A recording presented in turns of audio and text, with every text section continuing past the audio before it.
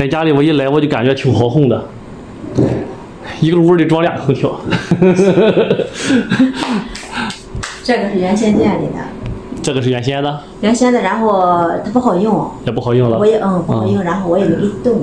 哦，这个然后是后加的。这个是在店里的。现在也不好用。这个也不好用。你到这个空调底下能试到风吗？啥也没有。感觉试不到风是吧？哎，没有风。啊。其实这个吧，然后一般就是咱这个一个常识吧，这个空调用一段时间需要清洗过滤网。啊。上去给你洗一下看看啊。好。这过滤网打开吧，很简单，这个边儿然后可以使劲往外掰，这边也可以顺着走，这样就打开了。开上去之后，这个滤网。啊，那个东西啊。对，你可以看一下啊。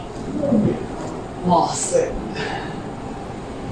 哎呀，试不到风的原因就是这个，啊，它已经完全被糊死了，糊住了。对，所以它就上边是进风口，这个风就进不来了。这虽然是个简单的常识，但是好多人他都不知道，说明我这个抖音普及的不够广泛呀。也是哈，普及的广泛一点的话就都知道了。大家可以看一下，这个是洗完的滤网。这个滤网放的时候呢，非常的简单啊，这个地方有这个轨道，然后把这个滤网顺着轨道放进去就可以了。这边有个卡扣，把它放进去。带着这样小凸起的是在外边，不带的是在里边。这边同样也是这样放。放好之后呢，把这个边往下这样压一下就可以了，按上就行了。